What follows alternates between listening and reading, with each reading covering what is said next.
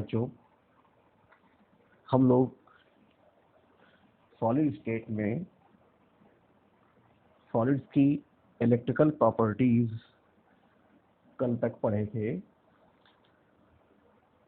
और उसमें बताया गया था कि solids can also be classified into 3 types based on their electrical conductivity. Number 1, conductors mean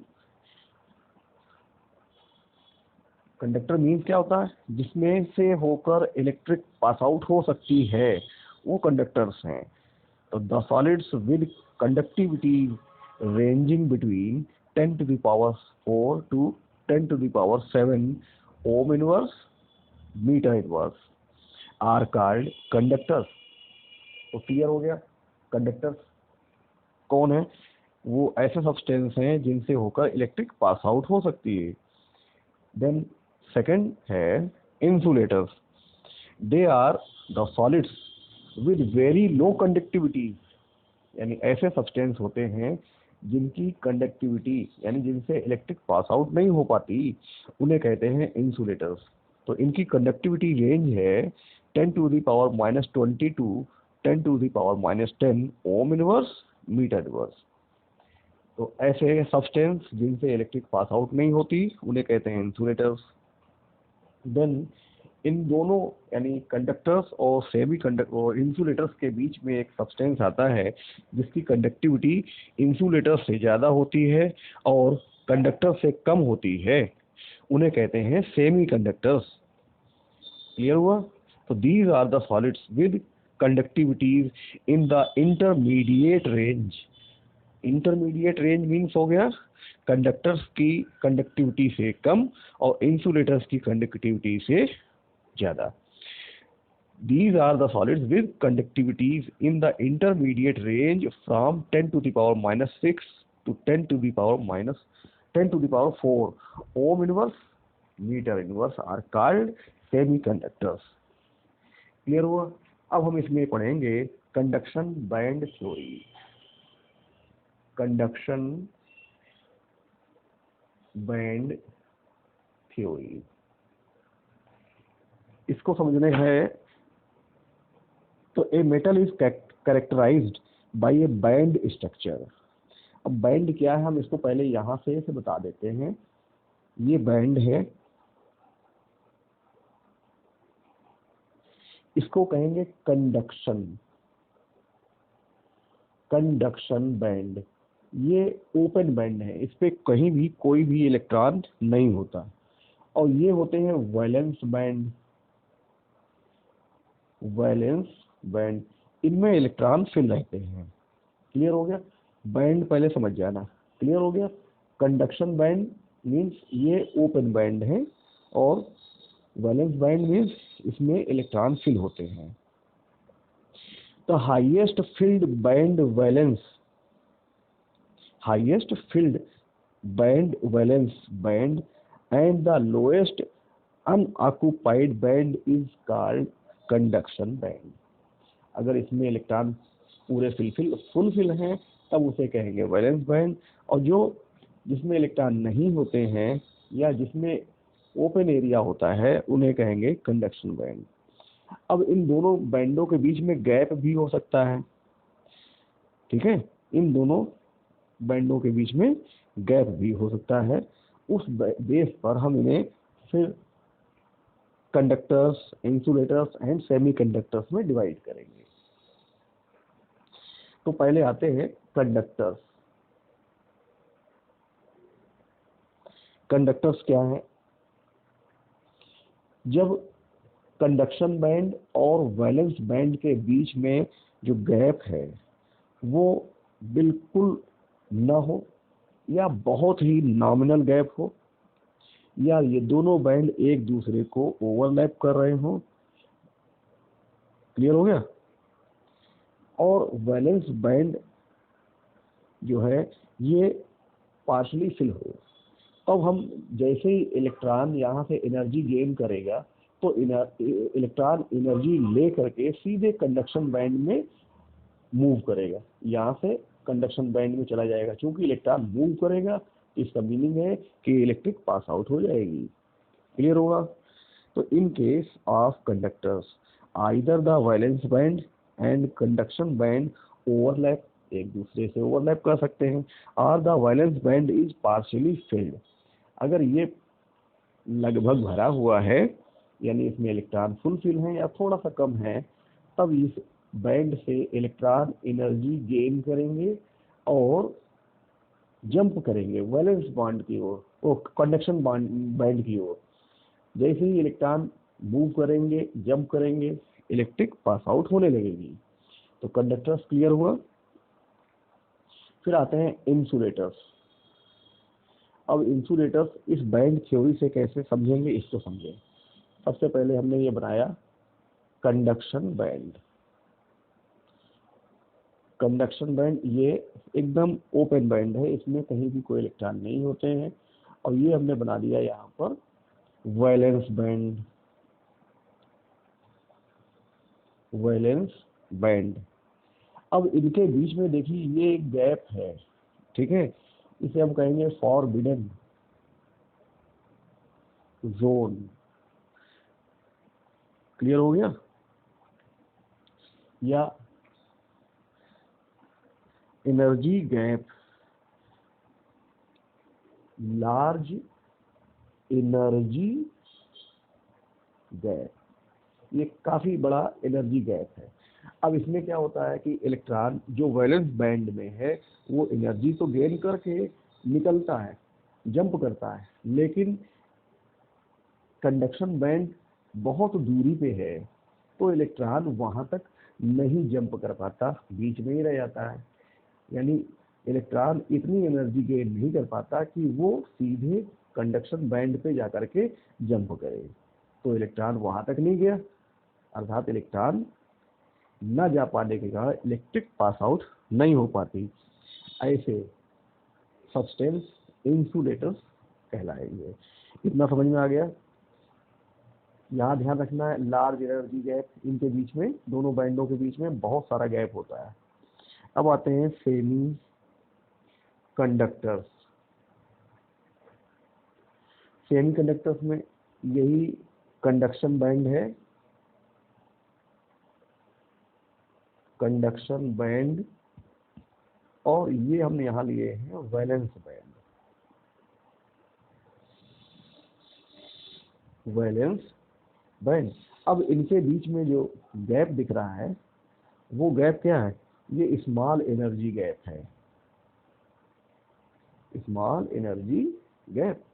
अब यहाँ से इलेक्ट्रॉन एनर्जी गेन करेगा और जंप कर जाएगा, कहाँ पर, कंडक्शन बैंड में। यहाँ पर जो गैप है इन दोनों के बीच में, वो इंसुलेटर्स के बीच में जो गैप है उससे कम है, और जो कंडक्शन है उनसे गैप ज़्यादा है, तो हम इसे बोलेंगे सेमी कंडक्टर्स। यानी इनकी कंडक्टिविटी इंसुलेटर्स से ज़्यादा होगी और कंडक्शन से कम होगी। तो ये बैंड थ्योरी है। इन case of semi conductors forbidden energy gap, ये जो एनर्जी गैप है is small, therefore some electrons may jump to conduction band and show some conductivity। Clear हो गया। फिर से आते हैं इंसुलेटर्स पर। In case of insulator the forbidden energy gap is very large and the electrons are unable to excite और jump to the conduction band. ये energy gap बहुत ज्यादा है, इसलिए इलेक्ट्रॉन जो है वहाँ इतनी दूरी तक जंप नहीं कर पाते। क्लियर हो गया। फिर आते हैं कंडक्टर्स में। In case of conductors either the valence band and conduction band overlap और the valence band is partially filled. ये दोनों गैप के बीच में फॉरबिडन गैप या जोन या एनर्जी गैप बिल्कुल नहीं होता, ये दोनों एक दूसरे को ओवरलैप किए रहते हैं, जिससे इलेक्ट्रॉन आसानी से एनर्जी गेन करके कंडक्शन बैंड में मूव कर जाता है और इलेक्ट्रिक पास आउट होने लगती है। तो ये कंडक्शन बैंड थ्योरी भी ये बहुत ही अच्छी इंपॉर्टेंट है। क्लियर हो गया। अब इसमें एक चीज समझ लें आप कि electrical conductivity of semiconductors increases, electrical conductivity of semiconductor increases, यानी इनकी सेमीकंडक्टर्स की इलेक्ट्रिक कंडक्टिविटी कब इंक्रीज करती है? विद राइज इन टेम्परेचर, ठीक है, कंडक्टिविटी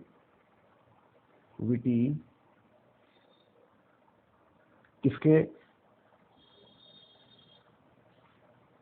टेम्परेचर के, यानी सेमीकंडक्टर्स की कंडक्टिविटी इंक्रीज करेगी जैसे जैसे हम टेम्परेचर इंक्रीज करते जाएंगे। क्लियर हुआ? सिंस जैसे जैसे हम टेम्परेचर बढ़ाते जाएंगे इलेक्ट्रॉन एनर्जी गैप करेंगे और ज़्यादा इलेक्ट्रॉन जंप करेंगे कंडक्शन बैंड में, तो कंडक्टिविटी बढ़ती जाएगी। क्लियर हो गया? अब यहाँ पर सेमीकंडक्टर एक टॉपिक बन गया और इस टॉपिक को क्लियर करते हैं। Types of semiconductors.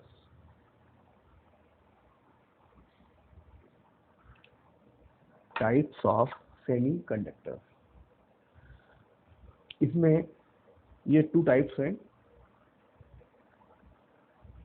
पहला है इंट्रिंसिक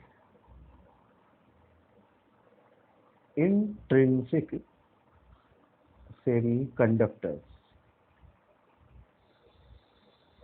इसको पहले क्लियर करते हैं। These are those semiconductors in which the forbidden energy gap is small, यानी ऐसे सेमीकंडक्टर जिनमें ये जो फॉरबिडन एनर्जी गैप है ये स्मॉल रहता है। हम सेमीकंडक्टर के टाइप्स बता रहे हैं। पहला है इंट्रिंसिक, हम उसको कैसे डिवाइड करेंगे? ऐसे सेमीकंडक्टर्स जिनमें एनर्जी गैप जो फॉरबिडन जोन है, यानी कंडक्शन बैंड और वैलेंस बैंड के बीच में जो गैप बनता है उसे हम कहेंगे फॉरबिडन जोन। और ये जोन अगर छोटा है यानी एनर्जी गैप कैसा है? स्मॉल है, तब ऐसे कंडक्टर्स सेमीकंडक्टर्स इंट्रिंसिक सेमीकंडक्टर्स कहलाते हैं। Only some electrons may jump to conduction band and show some conductivity। तो ऐसे सेमीकंडक्टर्स जो जिसमें गैप कम है तो वो सम इलेक्ट्रॉन यानी कुछ इलेक्ट्रॉन जंप कर जाते हैं कंडक्शन बैंड में, जिससे ये कंडक्टिविटी शो करने लगते हैं। They have very low electrical conductivity, यानी इंट्रिंसिक जो सेमीकंडक्टर्स हैं इनकी कंडक्टिविटी बहुत ही कम होती है। इसका एग्जाम्पल क्या है ये समझेंगे। प्योर जर्मेनियम और प्योर सिलिकॉन क्रिस्टल, ये ऐसे होंगे जिन्हें हम कहेंगे इंट्रिंसिक सेमीकंडक्टर। क्लियर हो गया? देन बी पे आते हैं एक्सट्रिंसिक सेमीकंडक्टर्स।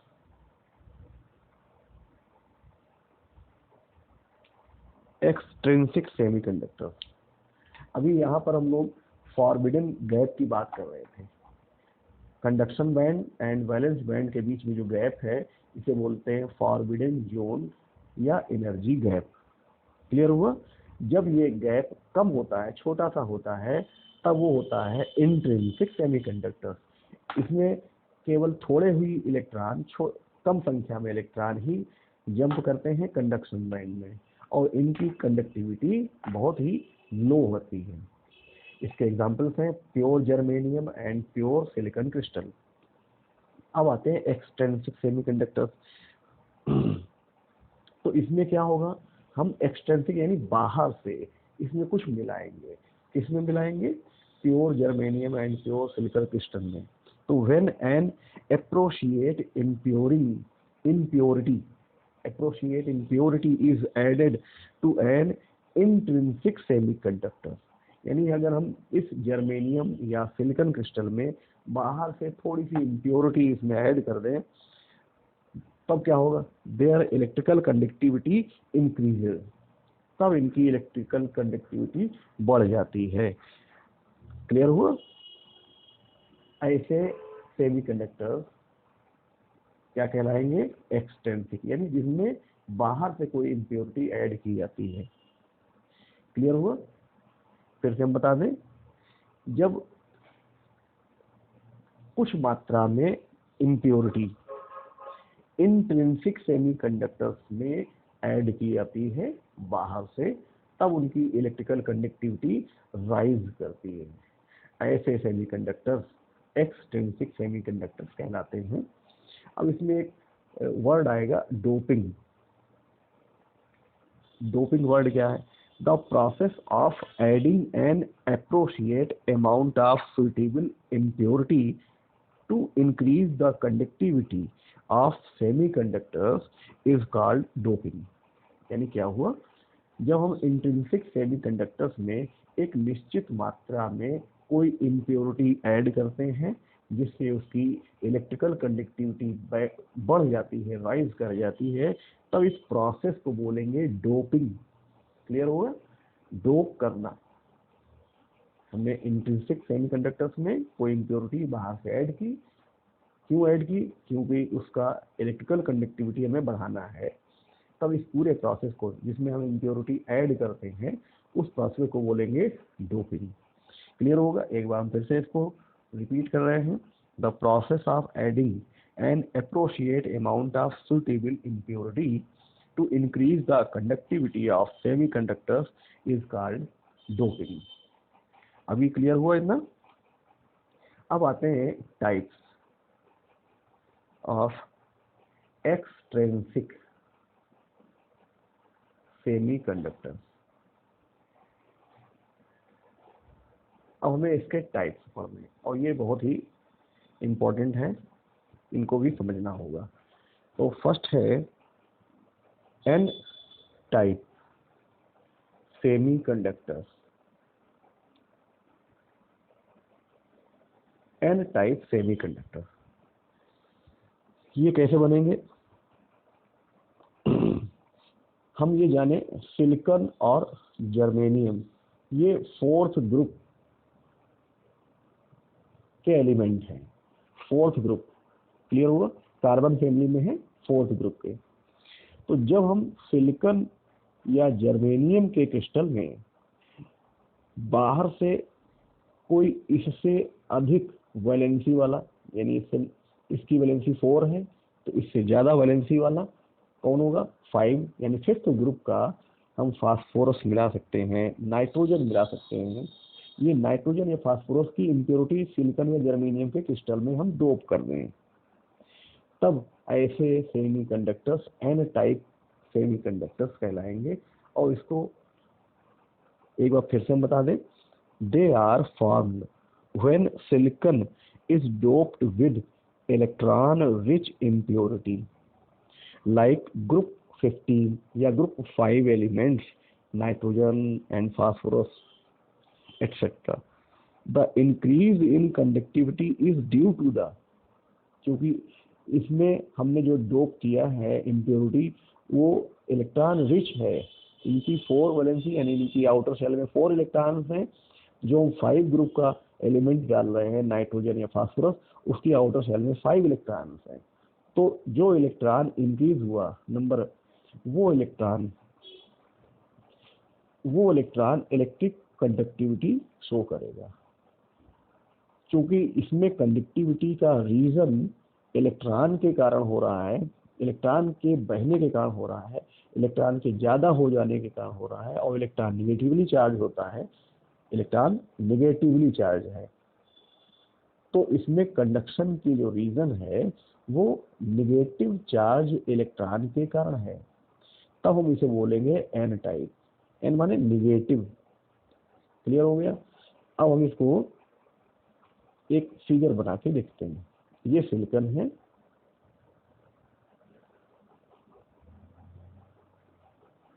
हम इस सिलिकॉन का क्रिस्टल को बना रहे हैं और इसमें हम डोप कर देंगे फास्फोरस को। ठीक है? फास्फोरस के कितने इलेक्ट्रॉन हैं आउटर शेल में? सबको मालूम होना चाहिए। फास्फोरस में 5 इलेक्ट्रॉन्स होते हैं। 4 इलेक्ट्रॉन तो इससे 4 सिलिकॉन से बॉन्ड बना लेते हैं।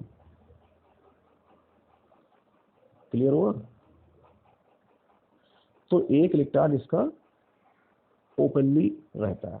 ये होता है मोबाइल इलेक्ट्रॉन।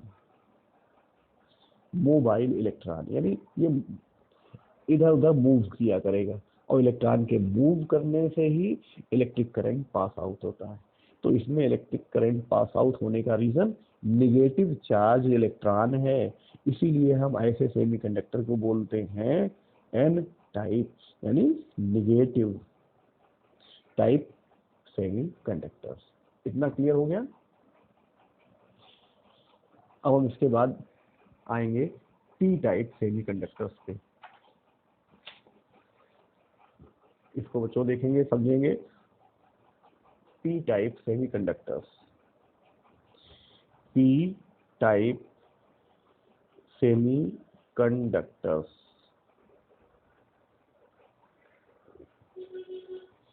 अब यहाँ पर एन टाइप में हमने डोप किया था जर्मेनियम या सिलिकॉन से मोर वैलेंसी वाला। सिलिकॉन की वैलेंसी 4 है, और जो हमने उसमें डोप किया था नाइट्रोजन और फास्फोरस, उसकी वैलेंसी 5 थी।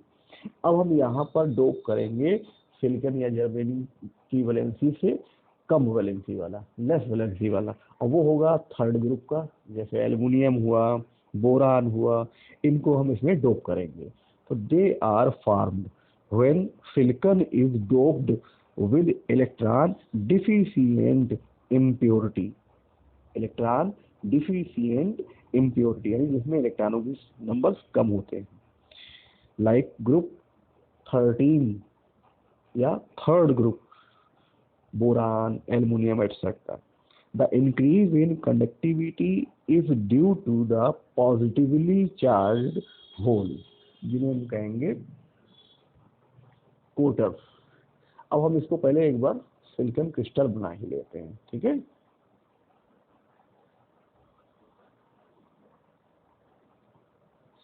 ये सिलिकॉन क्रिस्टल है, और हम इसमें डोप करेंगे एल्युमिनियम। क्लियर हो गया।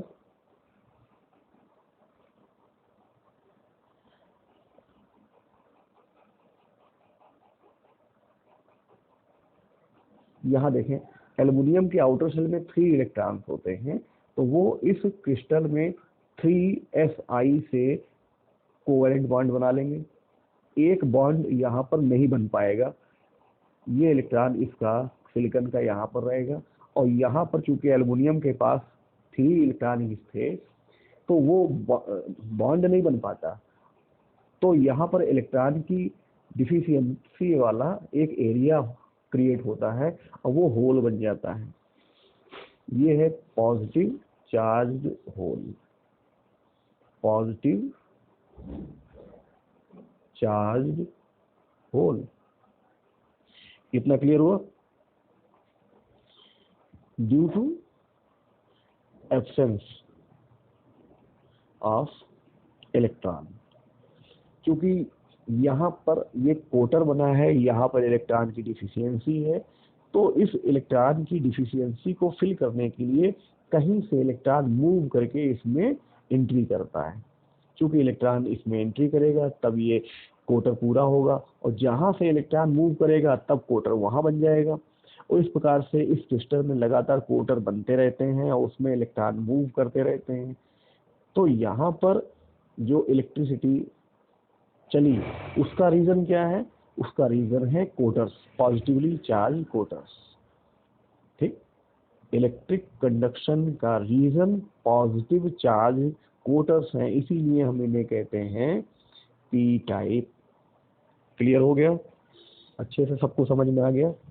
अब आते हैं इसके यूजेस पे। यूजेस क्या है इसको समझें। These are used for making diodes.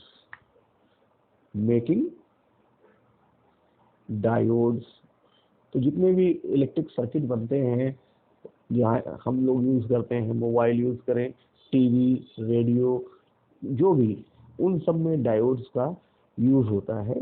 तो हमें डायोड बनाने के लिए सेमीकंडक्टर्स चाहिए होते हैं। ट्रांजिस्टर्स ये छोटे से होते हैं ट्रांजिस्टर, उनका भी मैन्युफैक्चरिंग हम सेमीकंडक्टर से करेंगे, ठीक है।